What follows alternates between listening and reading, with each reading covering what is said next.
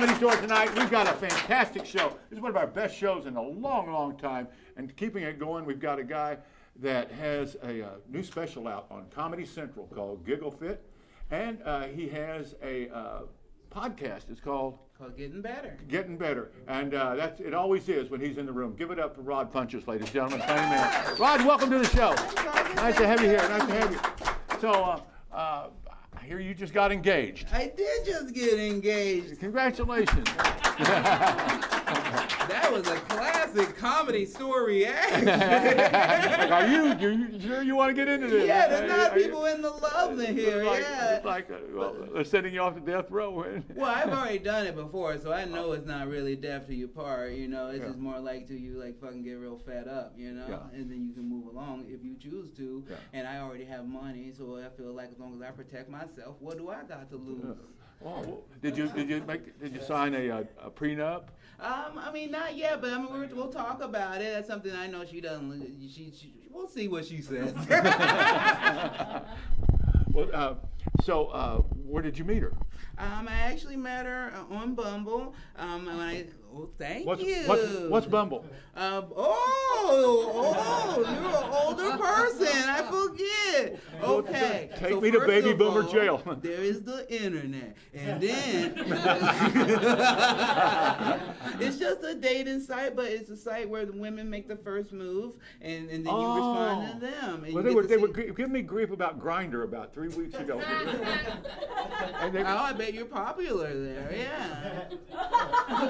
I don't know what it is.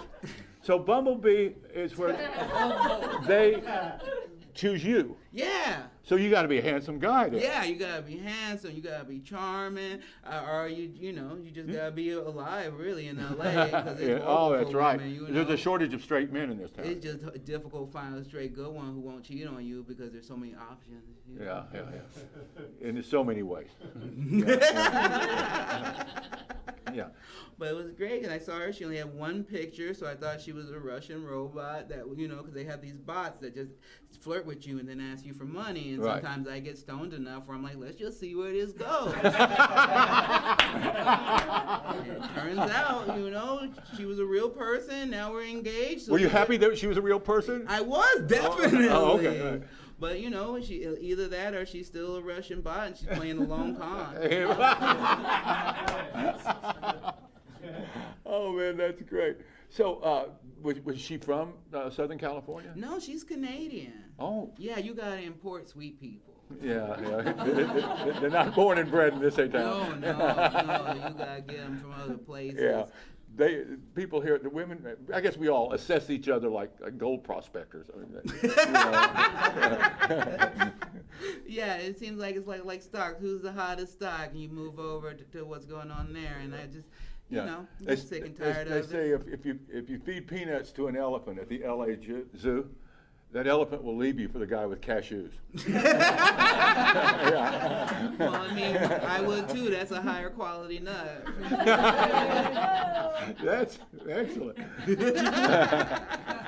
Okay, so is the date set? No, not yet. We're gonna get through the holidays and just enjoy each other. We're taking a little trip to Japan at the end of this month, and so we'll just do that, and it'll be fun. I've never been to Japan. Yeah. Why Japan? Because I love Japanese wrestling. Oh, really? Yeah. The big fat guys with the sumo? No, the skinny guys with the mask that hit each other with chairs. Oh. Yeah, I'm going to go see this thing called Wrestle Kingdom, and this the New Japan Pro Wrestling's version of WrestleMania. And there's a guy who I grew up loving named Jushin Thunder Liger, who's basically a Power Ranger. And I was a guy who grew up in the time of Power Rangers, so I fell in love with him. And it's his retirement match, so I said, fuck it, I'm going to Japan because I'm independently wealthy. That's excellent. So, will you be performing on this? No, you forgot the part about the wealth.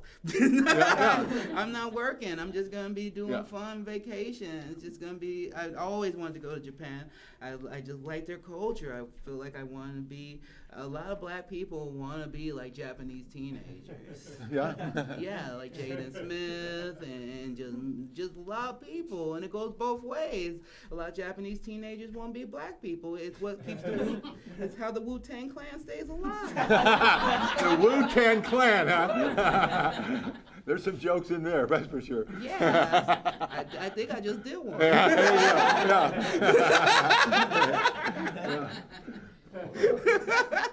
I got to resist tagging it. So, how long can you go though without performing, or are you not a compulsive performer? I'm a compulsive performer in the fact that I like to always be doing something. Yeah. But I don't necessarily need to always be doing stand-up. That's why I like to do multiple. I like to act. I like to do voiceovers. I like to do a multitude of things so that when one of them is frustrating to me, I can go and. Well, voiceover is good work. Oh, it's great work. Yeah. What are some of the voiceovers you've done for? I've done a lot of fun stuff. I've been in Bob's Burgers. I've been in Adventure Time. I'm in the new Harley Quinn cartoon for DC Universe. But probably the biggest one for me is I'm in the Trolls franchise. So I'm in those movies and TV shows. I get to play a giraffe that poops cupcakes. Wow. Well, the Superman thing, okay? Is that a movie thing coming out, or is it? No, it's a thing on the DC Universe, which is an app that no one has. It's a comic book related app, but like even comic book nerds don't have it, and so people aren't seeing it. But it's got really good people in it, like Wanda Sykes is in it, Tony Hell is in it, just amazing. I forget his name, but I forget names. But way more Jason Alexander's fucking in it, and then it's just me, and so I'm like, I'm having fun. I don't care who sees it. Well, are you going to see these people again? You going to keep working with them? Well, I'm going to stalk them, yeah. Well, I wanted you to say hi to Wanda Sykes for me. I would love to say hi to Wanda Sykes for you. Yeah, I appreciate that because we work the main room a lot. I love her. Yeah, no, she's great. She's one of my biggest heroes in comedy. She's fantastic. She still has one of my favorite jokes of all time about taking her vagina off and leaving it at home. Yeah. Yeah, I think it's a great joke about sexual assaults. Yeah. Yeah, she's the real deal. She's the absolute real deal. Legend. She doesn't get enough respect. She to me, had the potential to be like the female Paul Mooney. I mean, she's really next level funny. Yeah, but I actually want to see her for more than an hour, you know? Yeah. Like Paul Mooney, he go like 2 hours, and I'm like, it's like hanging out with my granddad does. Right? Yeah. Dude, get over it. We're not getting reparations.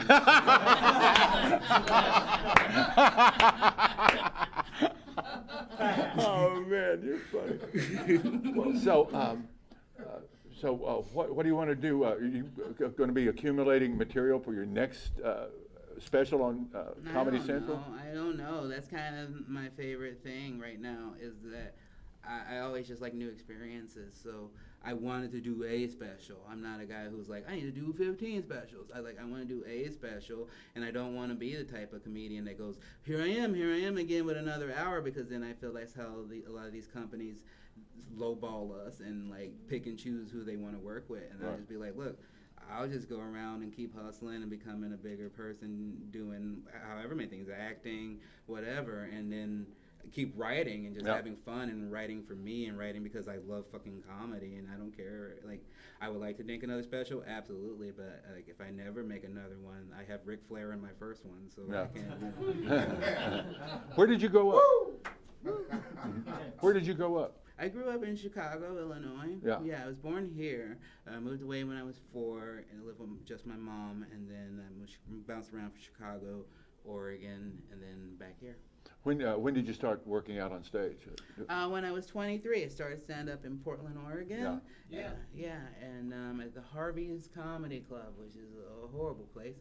Yeah. What was horrible about it? Just the fact, it just was it was just a type of club where people who didn't like comedy worked, A country western bar? No, not, kind of. It felt like a banquet hall, and then it was just always like, when I was just new and I worked there one time and this guy was like, I'll tell you how you make it in comedy. You just do cruise ships. That way, you only have to do comedy 3 months a year, and then you never have to do comedy the rest of the year. I'm like, why the fuck would I want to do that? What else am I going to do with my time? I just play Call of Duty. Raise So- my son, I guess. Okay, so you do develop in Portland, Mm-hmm. okay, and then you head for New York, Chicago, L.A. I developed in Portland, and then I bounced around for a while, just going around and finding new scenes to try out. And then I got divorced when I was 30, so I was like, I gotta find a new place to live no matter what. So I Yeah. just came down to LA, and been here for 6 years. Now, did you get a lot of material out of marriage and divorce, for that matter? Yeah, well, yeah. Got a lot of material, I got a lot of heartburn, I got a son, I got this bald spot, got a lot of things from that marriage. But mostly, yeah. I mean, for a while, it kept me away from wanting to be involved in serious relationships. Yeah. Because I thought I'd never get married again, but like this girl is just so wonderful, Yeah. sweet, and just she just looks like she was raised off of too much dairy. You know, that look, Yeah, sure. Yeah. Fresh, fresh Yeah. Canadian. Yeah, you gotta get Canadian. We don't get you it in almost LA smell as the bacon, much. you know. Yeah, in LA, the girls getting off of dairy, and ain't no titties on an almond.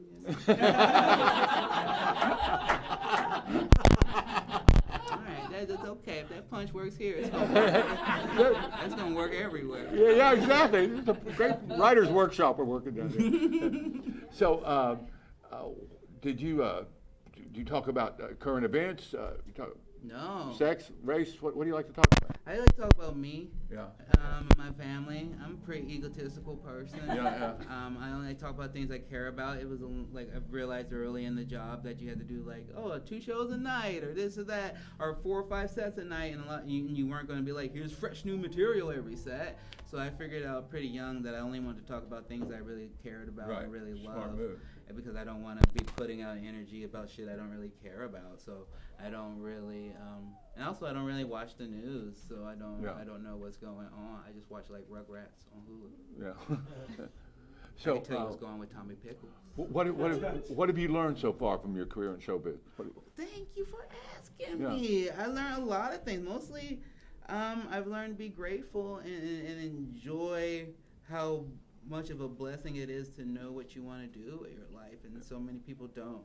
So many people are searching for that, or spend half their life or their whole life searching for that.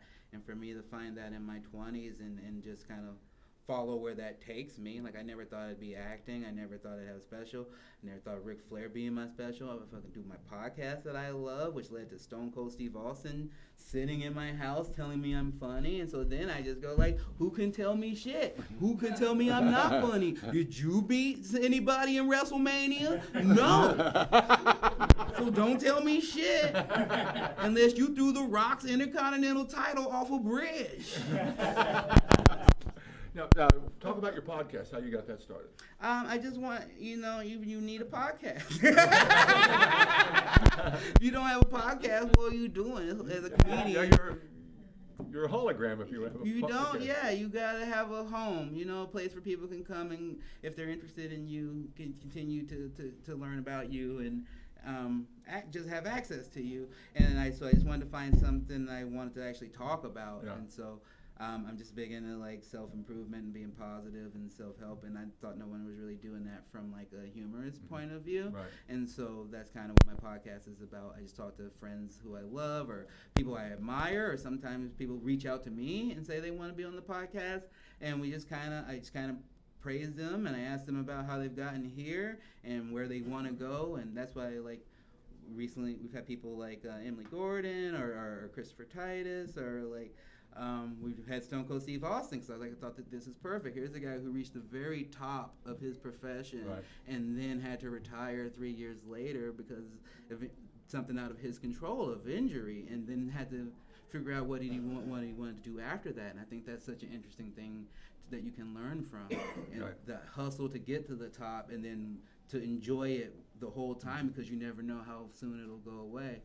awesome. Yeah, I've Love heard it. the hardest hustle of all is to stay at the top. That's what I've heard. Absolutely.